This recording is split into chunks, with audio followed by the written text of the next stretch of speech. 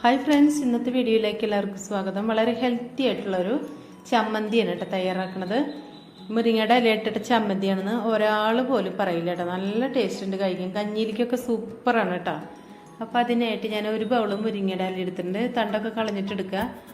ഒരു നെല്ലിക്ക വലിപ്പത്തിലുള്ള പുളിയും പിന്നെ വെളുത്തുള്ളി, ഉള്ളി, കറിവേപ്പില, പിന്നെ 1/2 ടീസ്പൂൺ കുരുമുളക് ഇട്ടിട്ടുണ്ട് കേട്ടോ. പിന്നെ വറ്റൽമുളക് എടുത്തിട്ടുണ്ട്. എരിവിന് ആവശ്യമായിട്ടുള്ള വറ്റൽമുളക് എടുക്കാം. ആയത് തന്നെ ഇതൊക്കെ ഒന്ന് വഴറ്റിയെടുക്കാം കേട്ടോ. അപ്പം മുരിങ്ങ നമ്മുടെ വീട്ടിലുണ്ടെങ്കിൽ നമ്മൾ ഇങ്ങനെയൊക്കെ ഉണ്ടാക്കി നോക്കുക. ഒട്ടും കേടാവാത്ത ചമ്മന്തി കേട്ടോ. കഞ്ഞി കുടിക്കുമ്പോഴെടുക്കുക. നമ്മളിപ്പോൾ സ്കൂളിൽ ചോറ് കൊണ്ടുപോകുന്ന കുട്ടികൾക്ക് അവർ കറിയുടെ സൈഡിൽ ഇട്ട് കൊടുക്കുക. ജോലിക്ക് പോണവർക്ക് അവർക്ക് ഉപകാരപ്പെടും അങ്ങനത്തെ ചമ്മന്തിക്ക് ഉണ്ടാക്കി വെച്ചാൽ. എപ്പോഴും മുരിങ്ങ ഇലക്കറികൾ തന്നെ ഉണ്ടാക്കി ഇരിക്കണ്ടല്ലോ. ഇങ്ങനെയൊക്കെ ഉണ്ടാക്കി വെച്ച് കഴിഞ്ഞാൽ പെട്ടെന്ന് കഴിഞ്ഞു. ഒരാഴ്ചക്കുള്ള ചമ്മന്തി ചെയ്യപ്പോൾ. അപ്പോൾ അത് വാടിയിട്ടുണ്ട് കേട്ടോ. അപ്പോൾ അത് എടുക്കാം. മുളക് ഉണ്ടല്ലോ, വറ്റൽ മുളക് ഒന്നുകൂടി വാടാനുണ്ട്. ഇവിടെ മുരിങ്ങയുണ്ട് കേട്ടോ. ഇവിടെ കുരു കുഴിച്ചിട്ട് മുരിങ്ങയുടെ കുരു കുഴിച്ചിട്ടാണ് മുരിങ്ങ ഉണ്ടായിക്കണത്.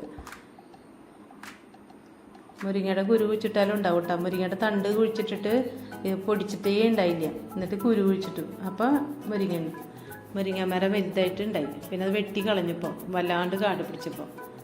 അപ്പോൾ ഇതൊക്കെ വഴറ്റിയെടുത്തിട്ടുണ്ട്. ഇതിലേക്ക് ഇനി മുരിങ്ങയുടെ ഇല ഇട്ട് കൊടുക്കാം. ഇത്രയും മുരിങ്ങയുടെ ഇല ഉണ്ടെന്ന് പറഞ്ഞിട്ട് കാര്യമില്ല. ഒന്ന് വാടി വരുമ്പോൾ ഒന്നും ഉണ്ടാവില്ല കേട്ടോ. കരിയാണ്ട് നമുക്കിതൊന്ന് വറുത്തെടുക്കാം. അപ്പോഴാണ് രുചി കൂടുതലുണ്ടാവുക. കരിഞ്ഞ പോലെ ആയാൽ ടേസ്റ്റ് ഉണ്ടാവില്ല.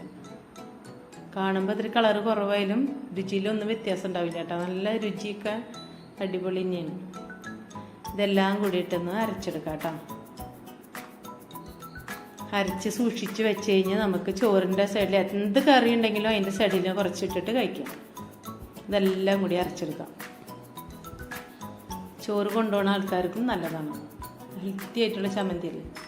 അപ്പോൾ ഇതിലേക്ക് ആദ്യം വെളിച്ചെണ്ണയിലാണ് ഒക്കെ വഴറ്റിയെങ്കിലും ഞാനിപ്പോൾ എണ്ണയിലാണ് കേട്ടോ. ആ ചമ്മന്തി അരച്ച വശം കഴിക്കുകയും ചെയ്യാം.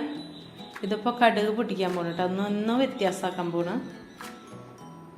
ഇപ്പോൾ മിക്സിയിലിട്ട് അരച്ചിട്ട് അങ്ങനെ തന്നെ നമുക്ക് എടുത്ത് കഴിക്കാം കേട്ടോ. അതും ടേസ്റ്റ് ഉണ്ട്. ഞാനിപ്പോൾ ഇങ്ങനെ ചെയ്ത് കഴിഞ്ഞാൽ കുറച്ച് നാൾ ഇരിക്കും. അതിന് വേണ്ടിയിട്ടാണ് ഇങ്ങനെ ചെയ്യുന്നത്.